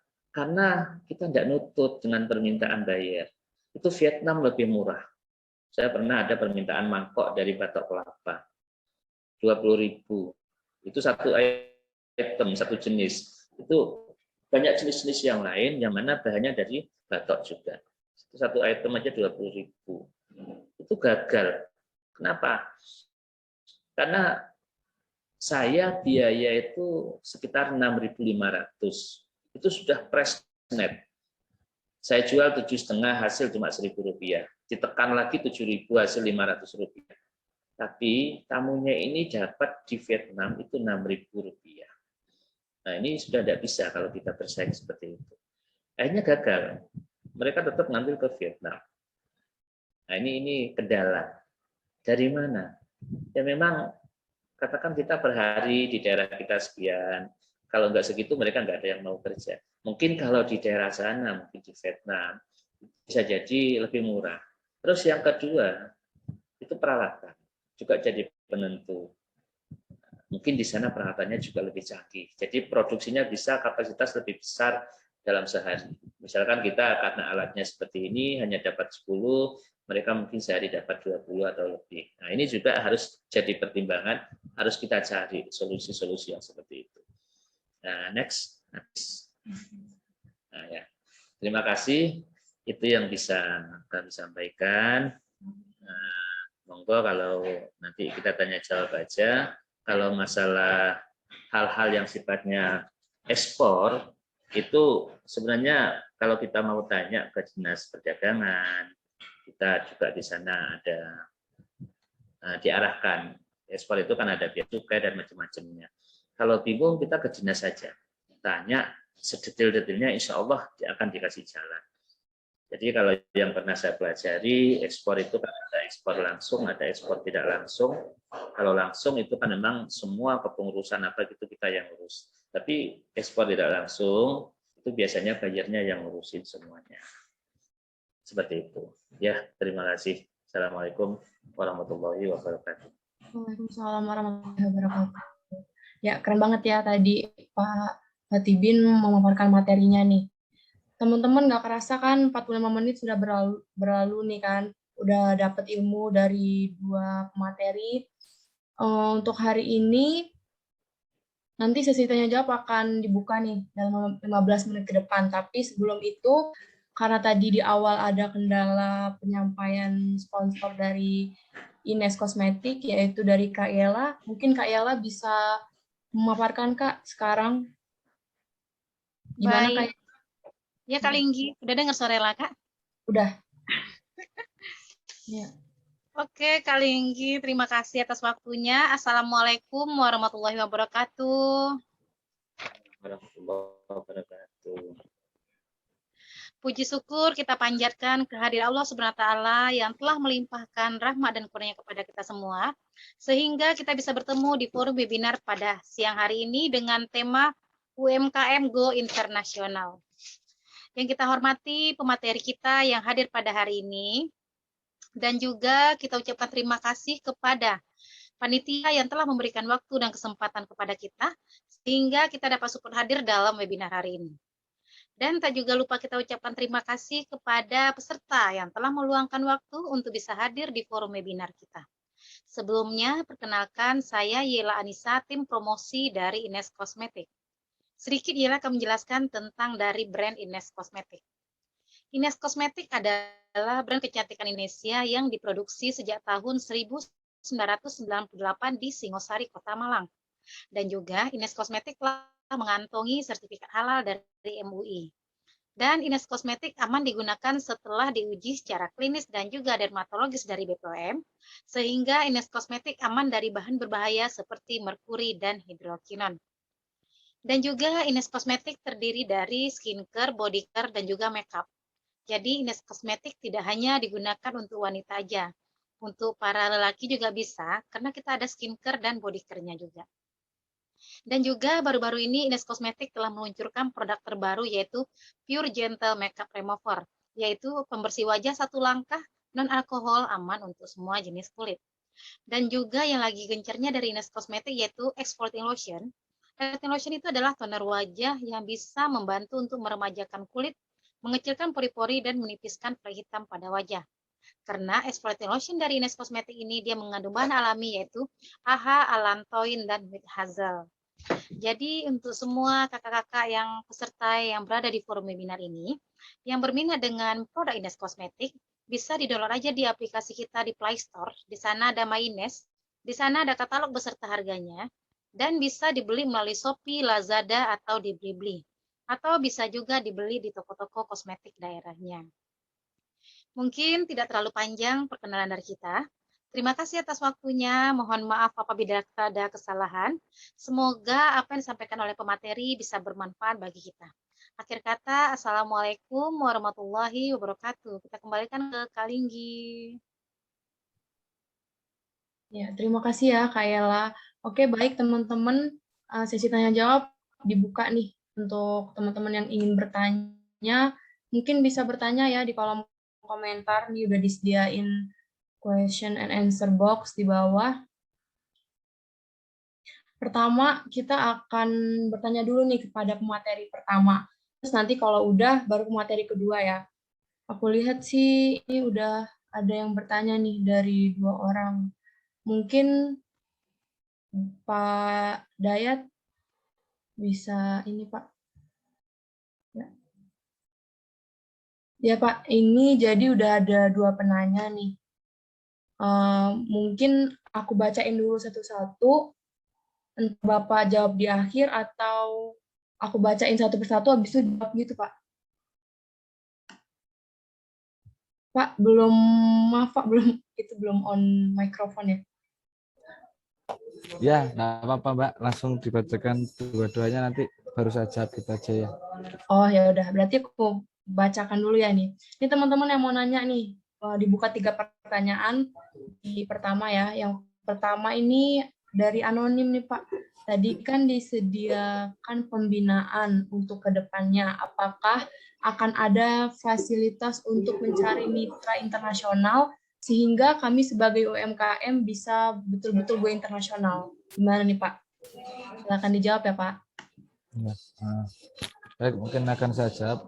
Jadi seperti ini, pembinaan dari Dinas Koperasi ini mungkin karena kami ini kan sasarannya usaha mikro, Mbak Linggi, buat teman-teman usaha mikro. Jadi pembinaan kami terkait skill up. Tapi kalau terkait dengan mitra internasional, kami hanya memfasilitasi seperti pameran internasional di Jakarta, seperti yang tadi disebut sama Pak Kotibin, ada Inakraf, ada pameran Fashion Week, nah, seperti itu. Mungkin para pelaku usaha binaan ini kami mitrakan, yang mana nanti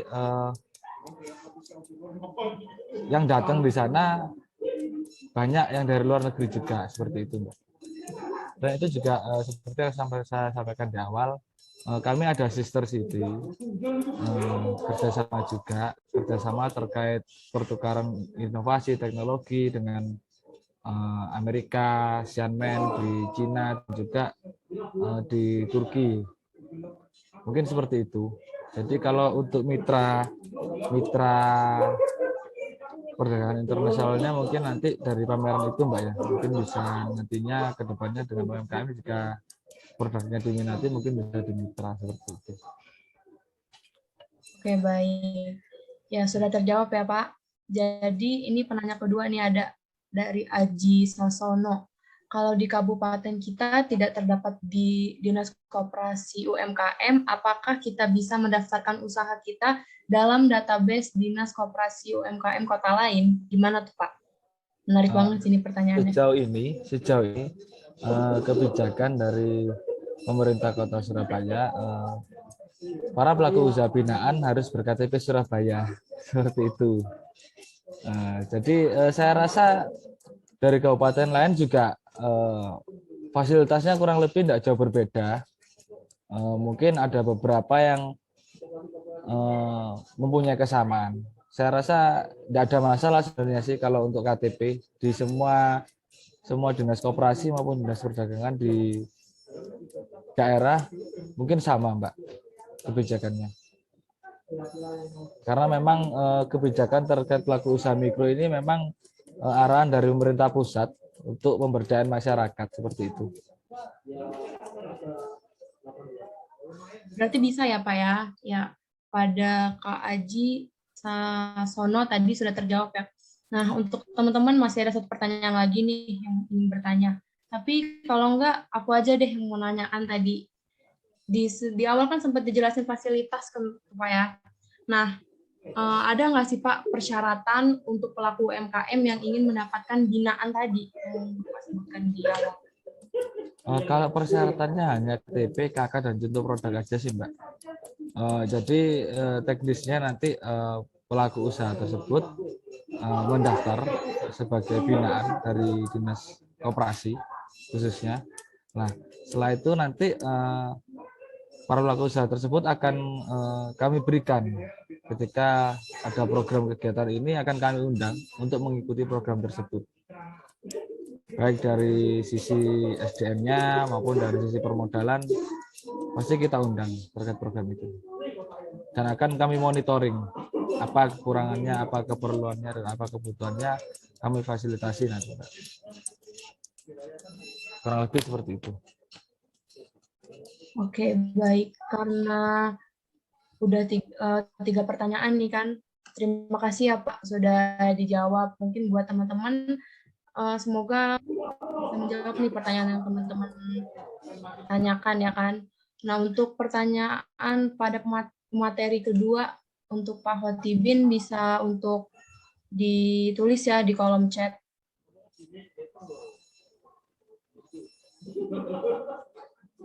Oh iya nih Pak, masih ada yang nanya nih. kira-kira pasar internasional mana aja yang sedikit friendly buat pemula? Kalau sejauh ini beberapa UMKM yang sudah pernah terkait produknya, Mbak ya. Jadi beberapa UMKM itu ada yang sudah menjalin bukan kerjasama sih, istilahnya pembeliannya itu sudah sampai ke ada yang sampai Spanyol, ada istilah di Eropa karena batik, jadi batik dan craft seperti itu. Pasarnya ada yang beberapa ke sana. Ya itu hasil dari pameran tadi. Seperti itu. Baik, ini Pak, ada yang raise hand nih. Kak Septa, bisa on microphone ya, Kak. Iya, terima kasih buat moderator Linggi. Sebenarnya juga terima kasih buat Pak Daya telah menjawab pertanyaan saya mengenai pasar internasional. Ini sebenarnya juga pertanyaan untuk Pak Kotibin ya. Jadi kan Pak Kotibin kalau nggak salah tadi pernah sempat menyebutkan kalau misalkan pasar Asia Tenggara itu merupakan merupakan bukan pasarnya apa itu produk-produk dari Indonesia. Nah, apakah hal itu disebabkan karena budaya yang hampir sama sehingga menyebabkan produknya yang mungkin sedikit kesamaan dengan mereka gitu. Nah, jikalau ada UMKM yang ingin memasarkan produknya di lingkungan Asia Tenggara, ASEAN gitu kan, kira-kira untuk tackle masalah-masalah tersebut, untuk permasalahan seperti apa tuh persaingan yang ketat apa sih biar bisa bersaing sama produk-produk dari Asia Tenggara yang lainnya gitu. Terima kasih.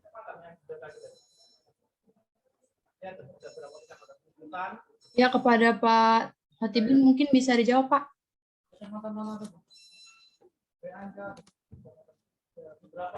Mohon maaf, Pak, belum on microphone.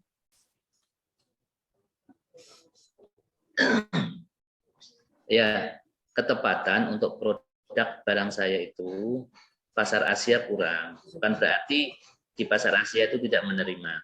Katakan kita produk misalkan untuk kebutuhan restoran, kebutuhan hotel, itu kan juga sama. Indonesia, Asia itu sama yang dibutuhkan, misalkan nampan, atau tempat tatakan gelas atau apa, placemat itu ya mirip-mirip saja. Cuma kalau produk saya ketepatan memang kurang untuk di Asia sendiri. Tapi kalau seperti makanan atau mungkin baju atau yang lain, ya mungkin bagus. Itu barang saya sih banyak diminati di Eropa dan Amerika.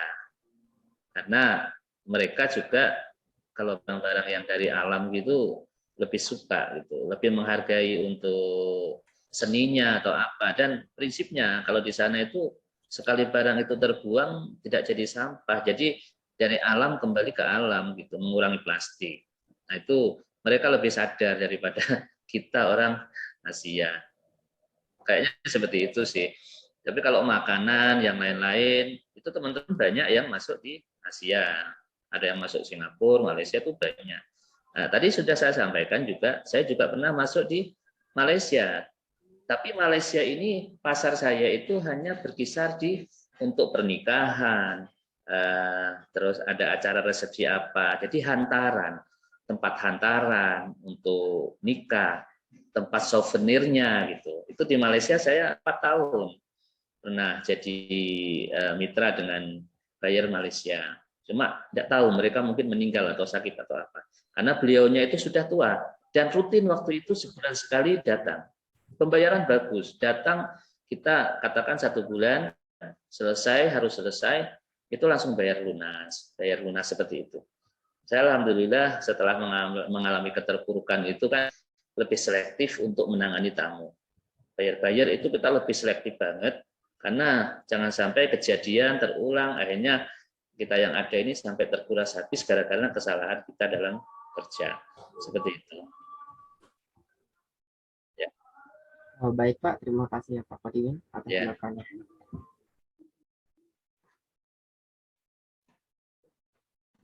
Ya, baik. Apakah masih ada yang ingin bertanya nih? Kalau nggak ada, aku mau nanya sih sama Pak Kotibin pertanyaannya. Usaha Bapak itu Di Banyuwangi ya Pak ya tepatnya? Iya, betul. Oh. Apakah Bapak sudah mempunyai cabang di beberapa daerah atau masih menjadi agen tunggal gitu di situ? Saya agen tunggal. Kalau yang lain daerah itu mungkin daerah-daerah lain dari beberapa kota itu sistemnya pesan ke saya. Jadi mungkin kita kerjasama, mereka bisa jadi reseller saya di daerahnya gitu. Tapi kalau produksi saya pusat di sini di Banyuwangi. Oke, baik. Iya sih, Pak. Keren banget ya, Pak ya. Apalagi tadi pelanggannya udah nyampe luar negeri ya kan, Pak ya. Nggak Ya. heran juga sih. Ya, saya yakin aja sih emang bisa sih nyampe luar negeri karena emang bagus gitu. Telaten banget Bapaknya buat kerajaan seperti itu. Sebenarnya lebih sulit sekarang kalau untuk luar negeri persaingannya untuk saya sendiri. Saya dulu produk saya itu 80% itu keluar. Karena orang-orang kita juga Indonesia kurang begitu menghargai untuk produk seni yang awal-awal saya usaha. Berjalannya waktu kan orang-orang kita kan sudah mulai menyukai seni, seperti itu. Akhirnya lumayanlah ada pangsa pasar untuk nasional. Justru kalau hitung-hitungan kita ngomong ya, itu lebih enak nasional jualnya. Satu, orang kita itu nerimo lah. Kalau kurang-kurang dikit, gitu, salah-salah dikit, itu nerimo aja. Tapi kalau keluar, itu biasanya harus detail banget, dan prosedurnya juga rumit juga, harus ukuran sekian, harus ini, harus detail, walaupun itu barang seni. Jadi kalau sudah reject, mereka tidak pandang bulu. Tapi kalau orang-orang kita sendiri masih tolerannya tinggi banget, gitu. Makanya harus dipersiapkan mental. Saya kan pernah reject juga luar biasa banyak waktu kirim keluar itu.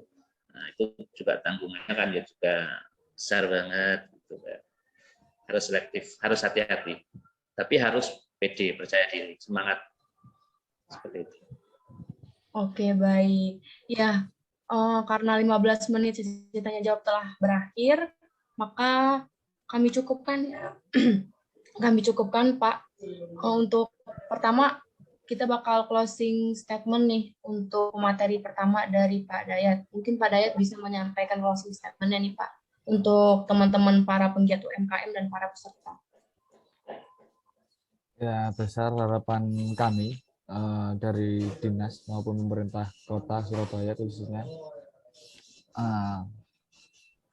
Semoga nanti ke depannya teman-teman benar-benar bisa menjadi pelaku usaha sebagai contoh seperti Pak Kotibin yang sudah dari nol besar, nol lagi besar lagi. Memang susah Mbak ya. Mental pelaku usaha itu memang nggak bisa main-main karena kondisi pandemi ini kita nggak bisa settle terhadap barang-barang seperti ini. Kita harus bisa selalu mengembangkan diri, tidak cepat puas seperti Pak Kotibin tadi yang diutarakan. Jadi harus banyak improve, inovasi dan lain sebagainya. Saya harap ke depannya nanti teman-teman dengan majunya teknologi seperti saat ini punya banyak gambaran, punya banyak inovasi, jadi lebih kreatif. Seperti itu saja sih kalau dari saya, Mbak. Mental yang harus diperkuat seperti itu. Ya, Karena kami dari pemerintah kota sebagai regulator hanya mampu memfasilitasi seperti itu. Ya, semoga wujudan dan harapannya bisa terwujud ya Pak ya untuk Amin. Oke, baik Pak Kotibin mungkin bisa memberikan closing statement nih Pak. Kira-kira ada pesan atau apa gitu yang perlu disampaikan? Ya, saya pesan buat adik-adik sekalian, karena ini banyak dari anak-anak muda, banyak anak-anak dari kampus perkuliahan. Jadi Anda kuliah itu jangan berharap nanti menjadi PNS atau apa. Kalau jadi ya lebih bagus, gitu, seperti Bapak Dayat. Karena apa? Kalau kita sudah asumsinya ke sana, terus kita luput nggak jadi, itu bisa jadi akan stres seperti itu. Tapi kalau jiwa entrepreneur sudah kita tanam, jiwa mandiri, jiwa usaha sudah kita tanam mulai duduk di bangku perkuliahan awal misalkan. Jadi nanti justru akan ketemu lebih bagus. Nah, seperti itu. Walaupun kita nggak di perkantoran atau di PNS pun, kita menjadi wirausaha yang milenial gitu, yang mana berpendidikan itu mungkin akan lebih genjot lagi untuk ekspornya. Tidak kayak saya kan hanya lulusan SMA, bukan DRS. Kalau saya kan benar-benar di rumah saja, Seperti itu. Jadi, betul Mbak, saya sekarang ini hanya di rumah saja. Mengapa? Karena kerjaan sudah saya sub-subkan semua. Jadi sudah saya atur sedemikian rupa. Jadi jalan sendiri sudah seperti ini. Sistem departemen juga saya atur. Kalau dulu kan saya terkungkung dengan kerjaan sampai malam lembur itu. Nah, saat ini saya alhamdulillah bisa di rumah saja, benar-benar di RS. Jadi prinsip sekarang tidak cari kerjaan, jadi cari penghasilan. Nah, kalau dulu kita cari kerjaan, kerja dan kerja dan kerja siang malam. Sekarang alhamdulillah karena rumus kita cari penghasilan itu yang kerja itu sudah ada. Jadi kayak tadi yang saya infokan, ada beberapa juga kayak galeri, ada yang tukang lukis sudah mereka gabung ke saya. Jadi mereka kerja kita dapat penghasilan lah paling tidak. Kayak batik yang akan kerjakan itu tidak saya yang kerja sudah nantinya. Kita sistemnya jaringan. Nanti ayo anak-anak muda ini, jadi kalau memang sampai sudah punya skill yang ini bagus, tidak apa-apa. Pertama kita usaha kerja dan kerja. Nanti suatu saat akan ketemu kita sistemnya jaringan. Saat ini harus membentuk jaringan. Terus yang saya pesan lagi, saya pakai bahasa Banyuwangi ya, karena ini moto saya. Jadi megawean ambi megawe apikan hasilnya bedo kesele podo. Nah, ini maknanya seperti ini. Kita kerja bagus, kerja nggak bagus, hasilnya itu nggak akan sama, tapi capeknya sama. Makanya ayo berkreasi, usaha sedemikian rupa yang terbaik. Misalkan kita kerja nggak bagus, otomatis ada reject. Kita biaya lagi dari reject tadi harus mengganti. Terus habis itu waktunya lagi kebuang. Makanya saya kalau ke karyawan itu rumusnya gitu. Megawe elean, ambi megawe apikan, hasile bedo, kesele podo. Ini bahasa Banyuwangi, Mbak, Pak Dayat. Seperti itu. Terima kasih. Mohon maaf, mulai awal barangkali banyak luput, banyak salah dari saya. Khotibin Kejaya Handicraft Banyuwangi. Monggo kalau ke Banyuwangi silakan mampir. Saya ada galeri di tepi jalan raya, jalan provinsi. Nah, nanti bisa kontak nomor saya. Terus saya juga membuka pelatihan. Barangkali ada teman-teman yang ingin berlatih, bisa berlatih di tempat saya. Saya siapkan kamar untuk nginap. Saya siapkan makan di sini juga. Jadi tidak usah nginep di hotel. Ada beberapa kamar saya siapkan. Tempat kerja saya itu di tengah sawah, tidak ada tetangga, terus pemandangannya sawah, pinggirannya itu sungai mengalir, jadi insya Allah indah banget. Insya Allah siapapun akan kerasan, apalagi orang kota ya yang biasa rumahnya padat ini. Jadi kalau tahu daerah workshop tempat kerja saya, benar-benar ini saya di tengah sawah ini, semilir angin. Oh, enak sekali, sejuk banget. Monggo Pak Dayat, Mbak Ningrum, Pak Jajan itu monggo teman-teman juga adik-adik silakan ke Banyuwangi, hubungi saya siap jadi guide. Saya antar kemana insya Allah siap. Promosi. Ya, baik. Ya. Teman-teman yang mau ikut pelatihannya sekalian refreshing ya Pak ya. Ya. Dan untuk gitu kan, bosen kan ngelihat macet-macet terus kan. Ya, betul Mbak. Baru keluar gang sedikit udah debu ya kan. Ya. Teman-teman bisa dihubungin. Oh ya nih Pak, dari Pak Khotibin, tadi kan teman-teman ada beberapa nih yang pertanyaannya belum terjawab. Mungkin bisa menghubungi Bapak lewat mana Pak? Kalau lewat WA saya 081 249 055 27. Di IG, di Instagram nomor saya ada. Tapi yang pegang Instagram, pegang Shopee, semua itu anak saya. Jadi kalau ke saya telepon aja, saya hanya punya WhatsApp aja. Itu nomor saya di WhatsApp. Kalau yang lain itu yang mengendalikan, yang megang anak saya. Saya sudah tidak nyambung untuk urusan seperti itu, gitu. Jadi waktu saya banyak longgar sudah, alhamdulillah. Kerjaan saya tinggal 1 bulan masih tetap jalan. Jadi istilahnya itu kalau pengusaha itu jalan-jalan. Jadi alhamdulillah saya sudah merasakan 5 tahun terakhir ini. Jadi pengusaha itu ya jalan-jalan gitu. Nggak terkungkung dengan usahanya karena usahanya sendiri sudah ada yang melaksanakan. Ini yang harus ditanamkan. Jangan tua kita kok terbentur, terbelenggu dengan pekerjaan. Akhirnya mungkin dengan urusan keluarga, rumah tangga kurang, ya kan kurang harmonis jadinya. Seperti itu. Apapun yang terjadi, pesan saya teman-teman adik-adik, belajar jujur kalau kerja itu. Kalau sudah jujur, ini siapapun akan mempercayai kita. Saya terus terang tamu-tamu yang ada ini, ya tamu-tamu saya sebelum ada online kayak sekarang, Pak. Jadi mulai dulu tamu saya ya itu-itu aja. Tapi memang yang di Italia itu memang saya 8 tahun, tapi karena ada kecurangan ini hanya saya tinggal. Malaysia gak ada kabar, mungkin meninggal, akhirnya kita tidak ada. Tapi kalau yang Amerika, Jamaika, terus saya ada pasar juga lokal Jakarta yang saya info tadi, parfum pewangi mobil, itu sampai sekarang. Kita sudah hampir sekitar 14 tahun kerjasama. Dan tidak ada masalah, bagus. Jadi apa yang harus kita tanamkan? Jujur. Karena saya pernah juga di ini, cerita ini ya, pernah saya mungkin transfer luar biasa banyak waktu itu, kesalahan kirim. Nah, ini sengaja apa enggak? Seperti itu pernah.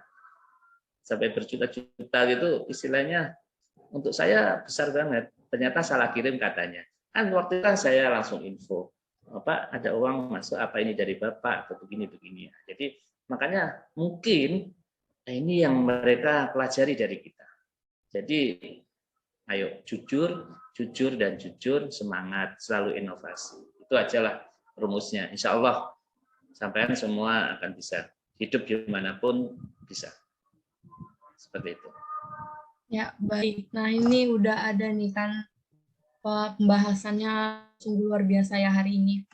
Dua-duanya sangat menginspirasi ya. Terima kasih kepada Pak Dayat sama Pak Khotibin juga ya kan sudah menyempatkan waktunya nih untuk hadir. Pada teman-teman juga dapat ilmunya nih Pak. Ya kan, jadi rekan-rekan, aku bakal membacakan hasil diskusi nih. Ya, yang pertama tadi itu membahas peran pemerintah Kota Surabaya kepada UMKM-nya. Selain itu juga diskusi sama Pak Khotibin ya, sekaligus pelaku UMKM. Terus tadi di pertama ada stimulus pemasaran produk, itu sudah tercatat di data, itu aktif, seperti makanan, minuman, dan lainnya. Selain itu juga tadi ada TUSI, yaitu program kerja Dinas Koperasi UMKM Kota Surabaya. Pemerintah kota dan dinas koperasi juga bekerja sama nih dengan perusahaan-perusahaan lain. Selain itu juga fasilitasnya jalan, seperti tadi ada pembinaan. Nah, selain itu tadi yang Pak Khotibin ya kan, UMKM itu memiliki kontribusi atau peranan yang cukup besar untuk memanfaatkan memanfaatkan barang-barang yang ada di sekitar kan. Terus strateginya meliputi tadi ada price, place, pemasaran, dan prospek, dan yang lainnya. Oke, terima kasih kepada Pak Khotibin dan Pak Dayat. Sampai sini saja, nggak terasa ya, ternyata waktunya sudah berjalan dengan baik nih. Teman-teman baik, mohon maaf apabila ada perkataan dan perbuatan yang kurang berkenan nih. Saya Sri Ayu Lenggi Pujaningrum selaku moderator hari ini pamit undur diri. Selamat siang. Untuk sesi selanjutnya saya serahkan kembali kepada Kak Jajen selaku Master of Ceremony. Kepada Kak Jajen dipersilakan Kak. Baik, terima kasih kepada pemateri pada siang hari ini. Ada Pak Hidayat sama Pak Khotibin. Materi yang sangat luar biasa sekali, dan terima kasih juga kepada moderator yang sudah mandu jalannya penyampaian pemateri. Mudah-mudahan materi yang disampaikan ini bisa jadi ilmu untuk meningkatkan UMKM dan bisa go internasional. Dan ini juga mudah-mudahan bisa jadi amal ibadah khususnya untuk pemateri dan umumnya untuk kita semua. Baik, yang selanjutnya yaitu pengisian form evaluasi.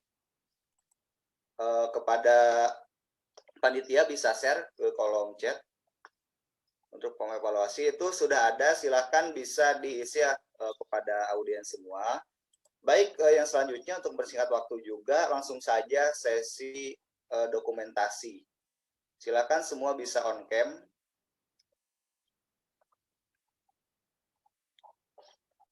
Semua bisa on cam terlebih dahulu, dan saya serahkan kepada panitia untuk memimpin ini dokumentasi. Dipersilakan.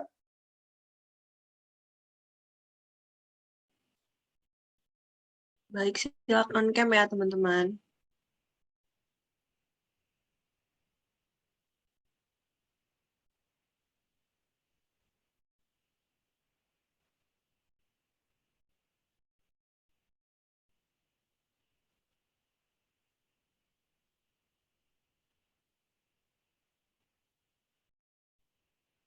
Masih ditunggu yang belum on cam, silakan on cam.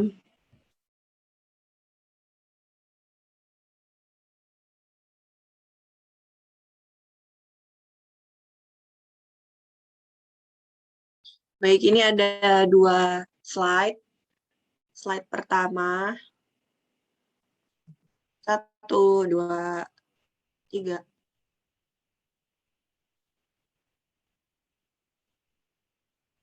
Satu, dua, tiga.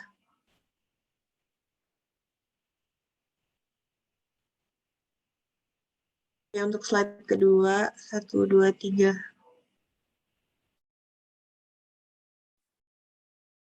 Oke, makasih. Baik, terima kasih kepada Panitia dan sekali lagi saya ucapkan terima kasih kepada materi yang telah menyempatkan karena dengan berakhirnya acara pada hari ini berakhir juga acara Festival UMKM Surabaya pada tahun 2021 yang dimulai pada tanggal 12 Agustus dan berakhir pada hari ini tanggal 23 Agustus.